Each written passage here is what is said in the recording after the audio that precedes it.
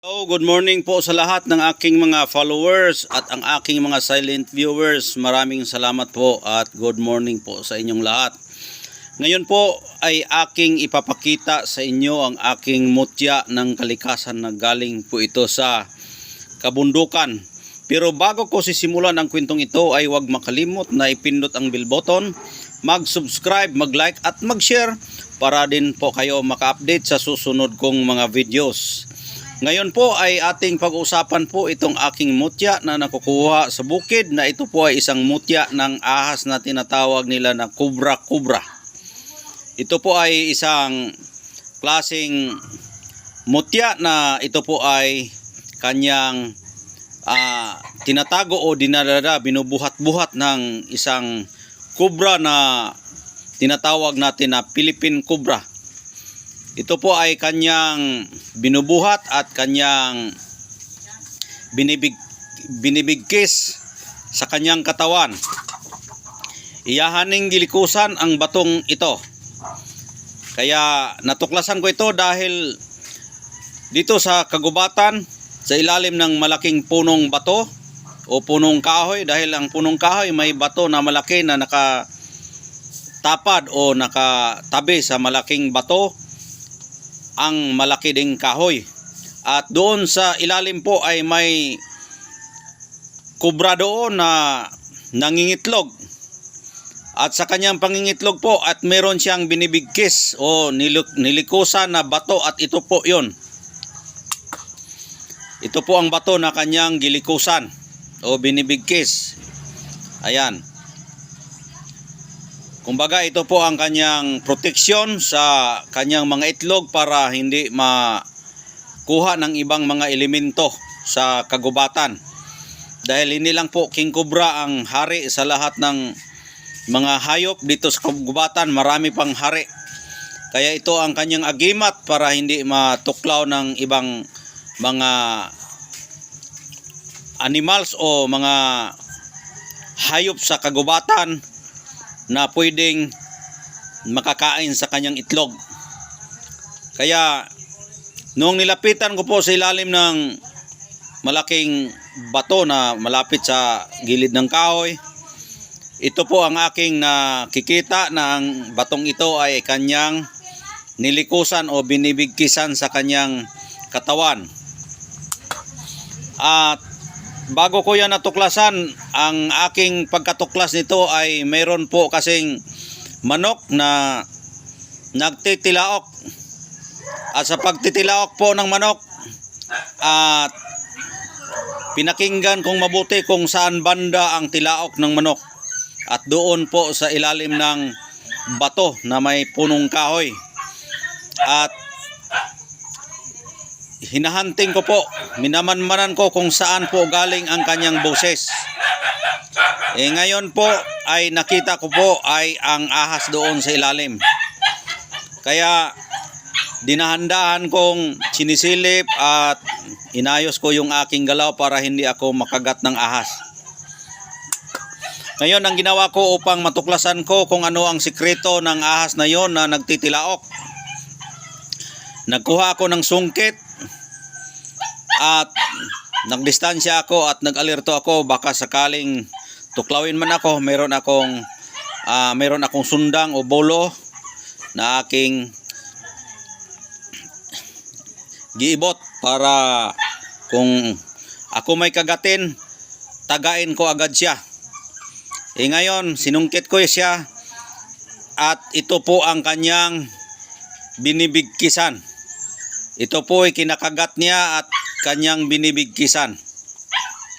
Kaya dinandahan ko siyang sinungkit at pinapalayo ko siya, at yung kanyang ang batong ito ay kanyang binibigkisan. Kahit nga nasungkit ko pa siya, ito ay hindi niya binibitiwan. Kaya hiningi ko sa kanya ng mabuti, nakipag-kausap ako sa kanya ng maayos, na kung ito man ay bigay sa akin at ito man ay kapangyarihan mo, sana po ito'y ipagkaloob mo sa akin upang ito po ay mapasakamay ng mabuting tao. Kaya ang ginawa ng ahas, ito'y dinadahan-dahan niyang binadbaran o tinanggal niya yung kanyang bigkis sa batong ito at dandahan siyang gumagapang papunta sa kanyang itlog. Ngayon ang ginawa ko nito ay aking hiningi sa ahas na kobra. Ngayon pinakawalan niya ang kanyang bigkis sa kanyang katawan, itong batong ito. Kaya dahan-dahan siyang gumapang sa kanyang itlog at ito'y sinungkit ko na papalayo sa kanyang lungga. Kaya pagkuha ko ito sa batong ito, napaka lamig at hindi ko maintindihan kung ano ang enerhiya sa paghawak ko nito. Parang nangunguryente. Ang nararamdaman ko parang yung aking paningin, parang lumalampas yung aking paningin sa bato.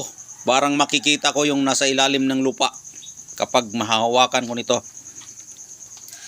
Kaya inalagaan ko ito at binablog dahil para din po kayo makakaalam kung ano ang bisa nito. Kaya hinawakan ko siya at pinikit ko yung aking mata minsan ibuka ko ang aking mata. Meron akong nararamdaman sa paligid na madali kong ma-detect kung ano man ang mga nandito sa mga kapaligiran. Kahit nga anong klaseng mga hayop na papalapit sa akin ay mararamdaman ko na may papalapit sa akin. Kahit nga daga, pusa o anumang mga nilalang sa ibabaw ng lupa, malalaman ko kung may paparating. Kaya ngayon ipapakita ko sa inyo yung bato ito. Ngayon ko lang na i-vlog. Nakukuha ko ito araw ng Biyernes noong 1 linggo. Hindi ko agad siya na i-vlog dahil inobserbaran ko kung ano ang aking nararamdaman sa batong ito. Kaya yon ang kanyang power. Habang hinahawakan ko siya, mararamdaman ko at makikita ko yung pinakamailalim sa lupa. Yun ang birtod sa batong ito. At makikita ko yung paparating na mga hayop. Lahat ng gumagapang mararamdaman ko na papalapit sa akin. Yun ang aking naramdaman sa batong ito kapag ito'y hinahawakan ko. Kaya ito'y aking isi-share at sinasabi ko sa inyo, pinibidyohan ko ito para maintindihan ninyo ang aking bato na nakukuha na galing po sa King Cobra. Ayan po ang hitsura sa bato na aking nakukuha doon mismo sa katawan ng King Cobra na siya mismo ang nagbibigay at nagtitilaok pa siya. Yun po ang aking kwento. Kung sakali man na ipagkaloob ninyo, kung ipagkaloob ito sa inyo, ay yung puso mo ay busilak at kusang loob ka ikaw ay tumatawag sa aking number. At meron po akong Facebook account, Commander Bugtungan. Alam ko po kung mapasa inyo ito dahil maramdaman ko ang kalooban ninyo. Dahil kapag tumatawag kayo sa akin, ibig sabihin, naintindihan ninyo ang aking kwento ngayon. At yun lang po ang aking masasabi dahil mataas na po ang ating oras. Maraming salamat sa inyong panunood sa aking video at naway patnubayan po tayo ng ating Panginoong Diyos. Kaya hanggang dito na lang, maraming salamat po at God bless po sa inyong lahat.